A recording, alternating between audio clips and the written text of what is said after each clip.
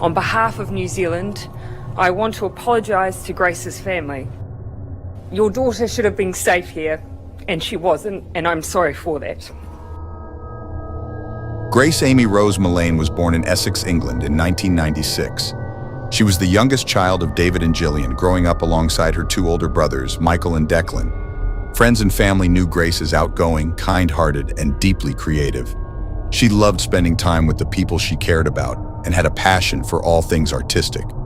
After earning a degree in advertising and marketing from the University of Lincoln, Grace was ready to experience the world before beginning her career. She had spent months saving for a year-long backpacking adventure. Her generosity was clear even before she left.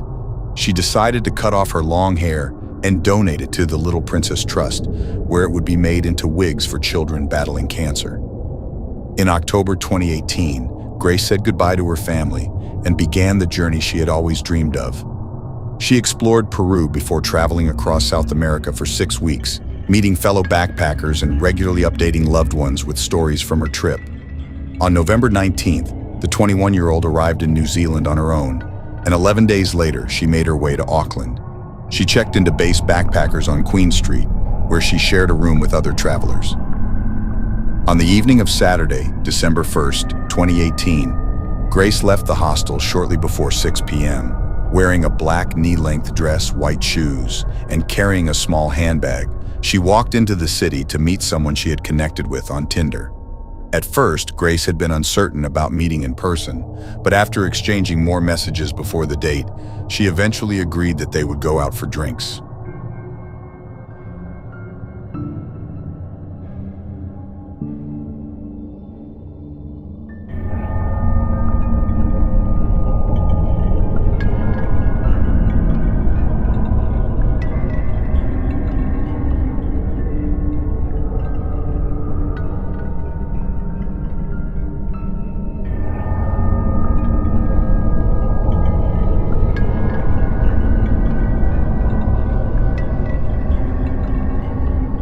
Grace met her date at Sky City, a popular entertainment complex filled with restaurants, bars, and a casino.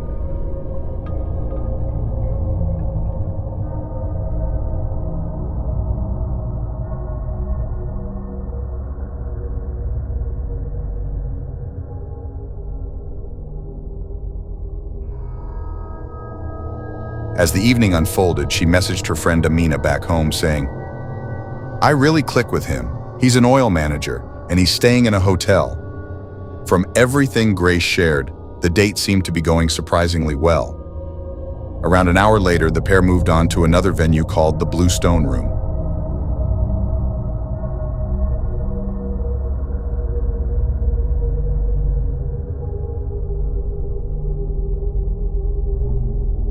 During their time there, Grace briefly stepped away from the table.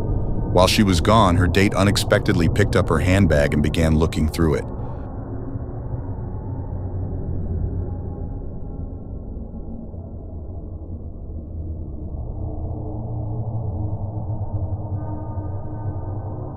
Then, just after 9:30 p.m., the two were seen leaving the bar together, walking arm in arm as they disappeared down the street.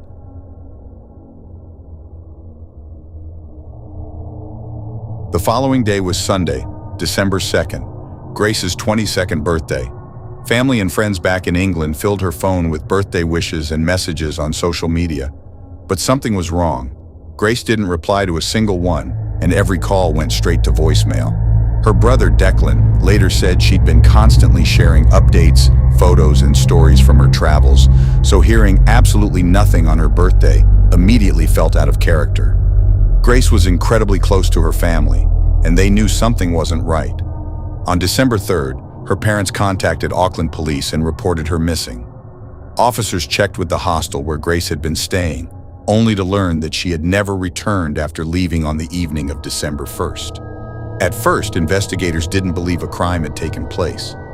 Most of Grace's belongings were still inside the hostel, and they considered the possibility that she had simply met new people and lost track of time.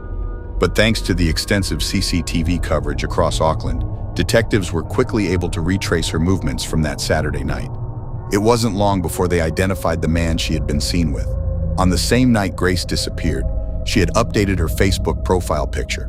Beneath it was a comment that read, "Beautiful, very radiant." The comment had been left by the same man she'd met through Tinder that evening. His name was Jesse Carson, and he was staying at Auckland's City Life Hotel. As investigators looked deeper into his online activity, they discovered an earlier post that immediately caught their attention. In it, Jesse apologized for his mistakes, his arrogance, and his selfishness. But who exactly was Jesse Kempson? At 26 years old, Jesse had been born in Wellington and spent much of his childhood moving from place to place after his parents separated. He was partly raised by his grandparents and had grown distant from many of his relatives and former friends. Those who knew him all seemed to describe him the same way, a compulsive, pathological liar. Jesse invented stories about nearly every part of his life. He claimed he was related to a famous All Blacks rugby player, told people he was terminally ill with cancer, and regularly deceived employers, landlords, girlfriends, friends, and even members of his own family. Eventually, those lies always caught up with him. He repeatedly lost jobs and was forced out of rental properties after his fabrications were uncovered. One former landlord recalled Jesse insisting he was a professional softball player who had signed with New Zealand's national team, the Black Sox. He claimed he was simply waiting for his contract money to arrive. After listening to excuse after excuse for nearly 2 months, the landlord contacted the Black Sox directly, only to discover the entire story had been made up. At the City Life Hotel, Jesse had also told management that he worked as a senior manager for Woolworths. In reality, his accommodation was being funded through government benefits. His most recent job had been in telephone sales, but that ended the same way as many others. He was dismissed after his lies were exposed. Remarkably, he lost that job on December 1st, the very same day he met Grace Millane. Since Jesse was the last person known to have been with Grace that evening, investigators believed he could answer the questions surrounding her disappearance. On December 5th, the same day Grace was officially reported missing, police asked Jesse to come to the station for what they described as routine questioning. Tell us about Grace. So I was talking to Grace on Tinder. Yeah. We'd matched on Friday. I saw that we'd matched the next day on Saturday. And then we met at Sky City. And then we decided that we were going up to Andy's Burger Bar, which is on the first floor. Whose idea was it to go to that particular burger place? Me, because I didn't initially know that she was real. What do you mean? Well, there's a lot of... So have you heard of catfish? No. So catfishing is where someone uses your profile or uses your photos and pretends to be you and then meets and you're a completely different person. How does meeting in a public place sort of protect you from meeting someone who's not as good looking as... Well, there's security there. So if she wasn't who she said she was, Yeah. at least in my mind I'd feel safe. Mm-hmm.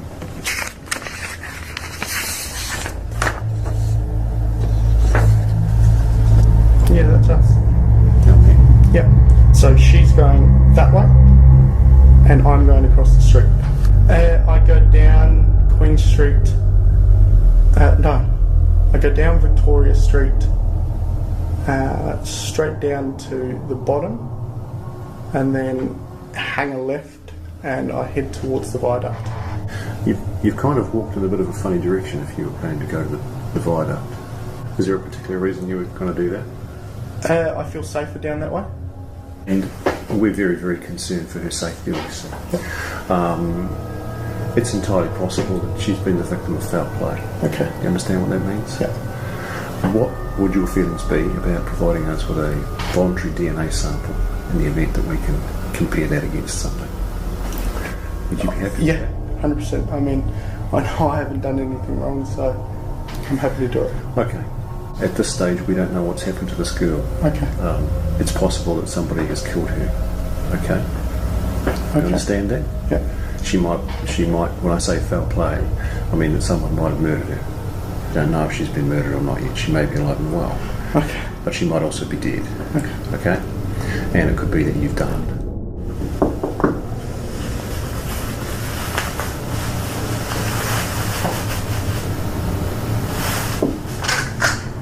Hey, I just want to ask a question. Am I being arrested for something I didn't do?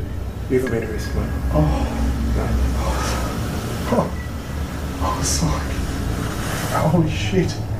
Jesse told detectives that nothing unusual had happened that night.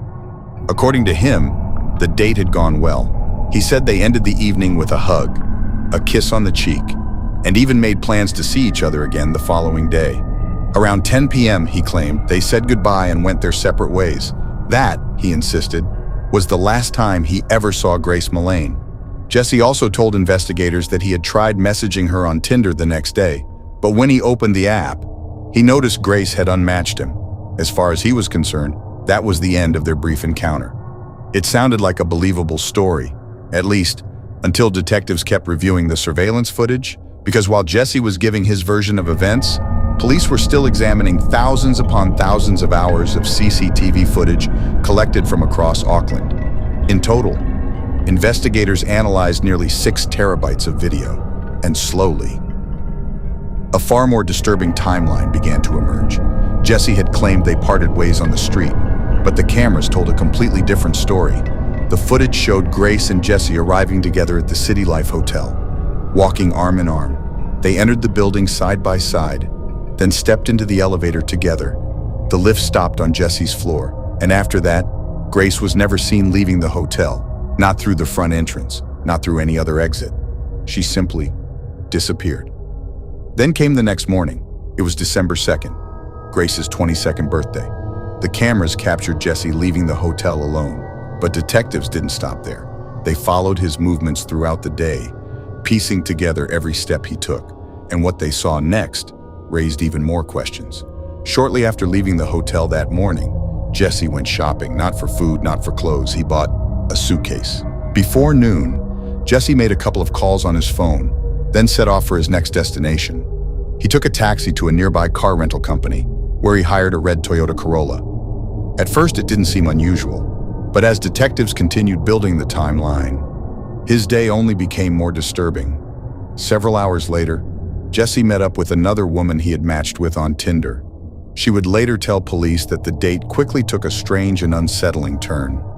During their conversation, Jesse casually brought up topics that made her deeply uncomfortable.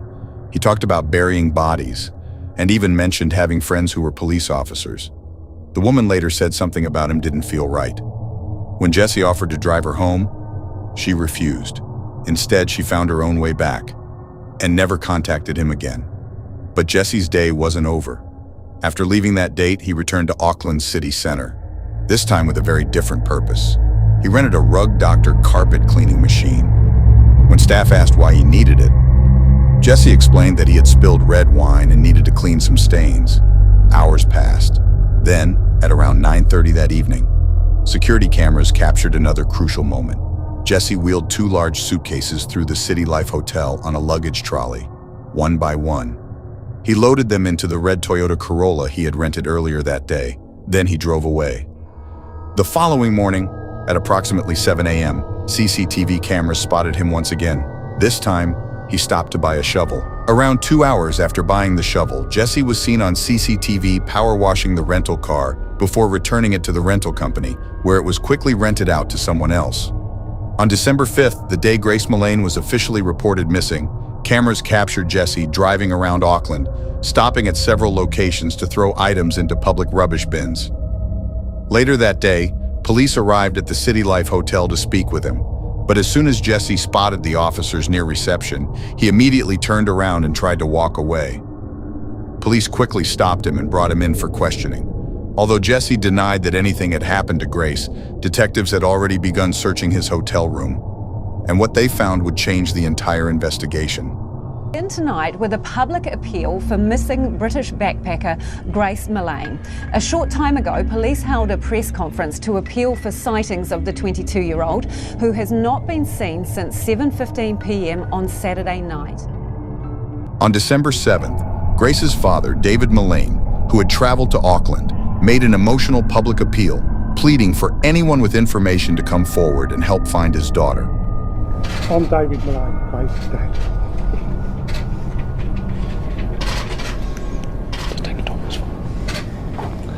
Thank you for coming today. As you know, Grace has been missing for several days. We last had contact with her on Saturday the 1st of December. And as a family, we've been extremely concerned for her welfare. Grace is a lovely, outgoing, fun-loving, family-orientated daughter. Grace has never been out of contact for this amount of time. She's usually in daily contact with either her mother, myself, her two brothers, members of the family on social media. She arrived here on the 20th of November and has been bombarding us with numerous photographs and messages of her adventures. We're all extremely upset, and it's very difficult at this time to fully describe the range of emotions we are going through. The investigation was moving fast. Although police didn't publicly identify him, they confirmed they had spoken to Jesse and considered him a person of interest. As each day passed, concern for Grace continued to grow, with investigators saying they had grave fears for her safety. Then on December 8th, as more evidence emerged, Jesse was taken back into custody for another interview. And this time, his story had changed completely. Indicated that you're willing to speak to us about the events of last Saturday. Is that correct? Yes. Tell me what happened last Saturday. She started talking to me about 50 Shades of Grey. We started having sex. At first it was just normal. And then she asked me if we could get into bondage, having, I guess, more violent sex. We ended up on the floor, and then she told me to hold her throat. So I went into the shower, and then all I remember is falling asleep in the shower.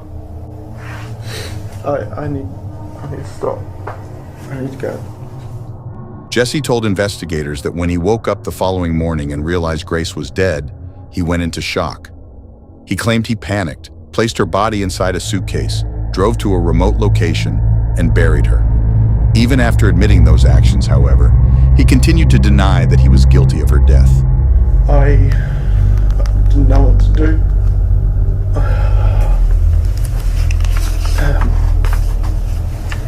I went downstairs and I was just, I don't know, I was all over the place. You come out of the shower. Yep. The light's been on in the shower. Yep. You put a towel around you. You've turned the light off, and then you've returned to your bed and you've gone to sleep in your bed. Yep. And at that point, when you exit the shower, you don't look around, but your assumption from the silence. I thought that she had gone. I thought she had left. We're going to head out of here very, very soon, and you're going to take us to where you've buried her. Yeah. She will likely be exhumed tomorrow. Okay. At some point, and after that, a pathologist, a specialist doctor, will perform a post-mortem. Yeah. They're very skilled at establishing people's causes of death. Do you understand that? Yeah. Did you kill Grace Millane? Okay. Jesse Kempson, you're under arrest for the murder of Grace Millane. A forensic examination of Jesse's hotel room revealed an even more disturbing scene. Although he had tried to clean up, investigators found Grace's blood throughout the room, including on the floor.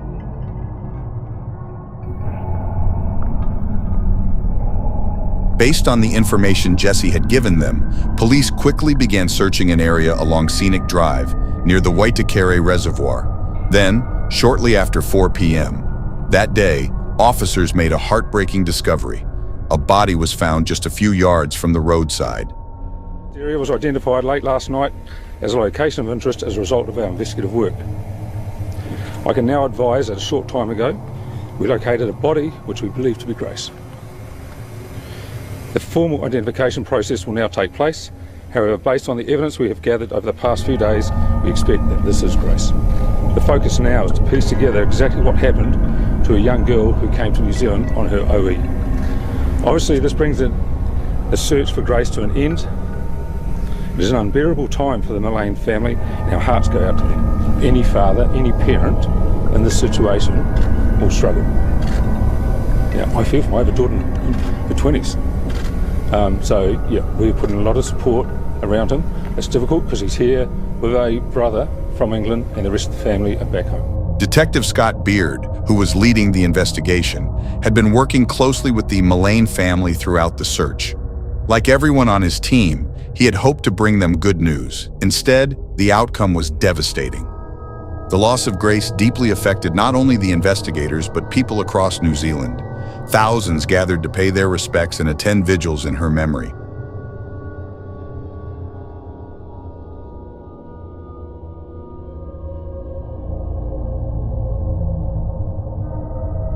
The country's Prime Minister, Jacinda Ardern, also offered a heartfelt public apology to Grace's parents and pledged New Zealand's full support during their unimaginable loss.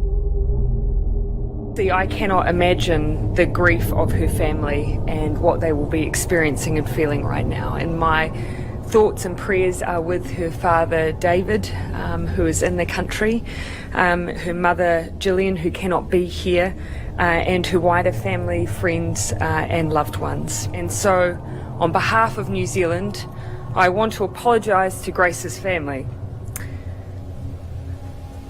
Your daughter should have been safe here, and she wasn't, and I'm sorry for that. I've advised the family through the police that if there is anything we can do to assist, we are here to help with that. Following the discovery, Jesse Kempson was formally charged with the murder of Grace Millane.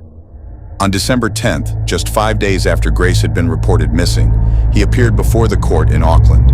To protect the fairness of the upcoming trial, the court granted him interim name suppression, which is why much of his police interview footage remained blurred for an extended period. The autopsy painted a devastating picture. The pathologist concluded that Grace had died from strangulation. She also had bruising on her arms and chest, injuries consistent with being forcibly restrained. The evidence showed that significant force had been used, and the pressure applied to her neck would have had to continue for approximately 4 to 5 minutes to cause her death. Investigators also uncovered Jesse's internet activity from the early hours of Sunday morning. At around 1:30 a.m., while Grace lay dead in his hotel room, he searched for topics including office fires, flesh-eating birds, and the Waitakere Ranges, the area where he would later bury her body. After making those searches, he browsed pornography websites before taking several intimate photographs of Grace after her death. Just over a month after Grace was found, hundreds of mourners gathered at Brentwood Cathedral in Essex to celebrate her life. Detective Inspector Scott Beard, who had led the investigation in New Zealand, traveled to England to attend the funeral and stand beside the Millane family. 6 days after his arrest, Jesse appeared before the High Court and pleaded not guilty. His trial began in November that same year and lasted for 3 weeks. Throughout much of the proceedings, he showed little emotion, often sitting expressionless, occasionally looking down at documents or resting his head in his hands. His defense argued that Grace's death had been a tragic accident during consensual rough sex. They claimed she had previously engaged in similar sexual activity, and that this incident was an unintended case of sexual misadventure. According to the defense, Jesse panicked after realizing Grace had died and then attempted to conceal her body. The defense case is that this is not a murder.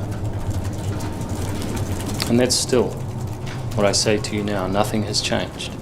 It was an accidental death that took place in the context of sexual activities that, if done incorrectly by inexperienced and/or intoxicated people, can go wrong. But the prosecution had already built an overwhelming case backed by forensic evidence, CCTV footage, digital records, and witness testimony. They argued that Jesse hadn't acted out of panic, nor was Grace's death a tragic accident.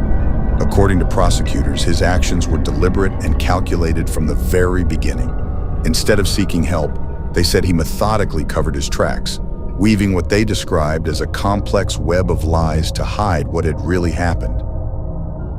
In this case, to have killed Grace Millane, the defendant, gentleman over here at the back behind me, had to have had her under his grip, suffocating her, strangling her is probably the correct term, for a total of 5 to 10 minutes, at some point of which she lost consciousness and would have become, under his hand hold, unconscious and limp and lifeless, and he had to carry on. And if that's not reckless murder in this country, ladies and gentlemen, somebody will have to explain to me what is.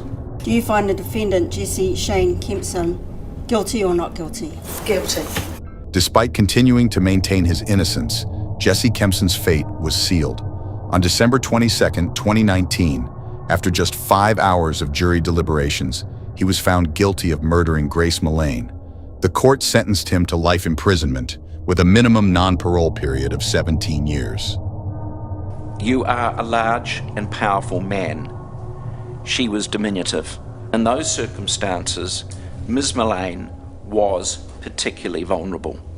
You were in a position of total physical dominance. On a daily basis, I torment myself over what you did to my Grace. The terror and pain she must have experienced at your hands. As a mother, I would have done anything to change places with her. I sit full of guilt, knowing I couldn't help her, but I should have been there. She died terrified and alone in a room with you.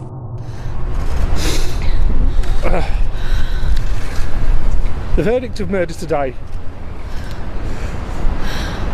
will be welcomed by every member of the Millane family and friends of Grace. It will not reduce the pain, the suffering that we've had to endure for over the past year. Grace was taken away from us in the most brutal fashion a year ago, and our lives have been, and family have been ripped apart. This will be with us for the rest of our lives. We would like to thank several people. Auckland Police Force, been professional, diligent and thorough all through this investigation. Last but not least, we would love to thank the people of New Zealand. They've opened their hearts to Grace and her family. I cannot express our gratitude enough for all the offers and gifts of kindness that we've received over the last year. I've always thought that if it wasn't Grace, it was going to be someone. Now, I'm not a psychologist, so I can't talk about the psychological profile, but what we do know is he's a liar. You know, and a number of times we've proved he lied to the police, he lied to others. Grace's case sparked widespread outrage, with many people criticizing the way her personal life was scrutinized during the trial. They felt the defense had unfairly shifted attention onto the victim instead of focusing on the man responsible for her death. Even Jesse Kempson's own family publicly condemned him, describing him as a compulsive liar who constantly invented stories until he had nowhere left to hide. After his conviction for Grace's murder, Jesse faced 2 more judge-alone trials in 2020 after 2 women recognized him from the blurred footage shown following his arrest. Both came forward with disturbing allegations. In the first trial, a former partner described years of physical, sexual, emotional, and financial abuse, including threats with knives, repeated strangulation, sexual assault, and the theft of around $10,000 from her bank account. Jesse was convicted on 8 charges and sentenced to 7.5 years in prison. Just a month later, he stood trial again for the rape of a young British tourist he had met on Tinder 8 months before Grace's murder. The court heard that he threatened to kill both the woman and her family if she resisted. He was found guilty and received an additional 3.5-year sentence to be served alongside his life sentence for murdering Grace Millane. When Justice Jeffrey Venning delivered the guilty verdict, Jesse responded with an angry outburst in the courtroom. You're so full of You have no reason to convict me. You're full of Tragically, in November 2020, Grace's father, David Millane, passed away following a battle with cancer. Just 1 month later, Jesse Kempson's identity could finally be made public after the Supreme Court rejected his final appeal to keep his name suppressed in Grace's murder case. It has also been reported that he continues to challenge his convictions from the 2 separate trials in 2020. Despite the heartbreak, Grace's family chose to honor her legacy by helping others. They raised more than £11,000 for the White Ribbon Campaign, a charity dedicated to ending men's violence against women by encouraging men and boys to challenge abusive behavior. They also launched the Love Grace campaign, which encourages people to donate handbags filled with essential items for women escaping abusive relationships, ensuring Grace's kindness continues to make a difference long after her passing.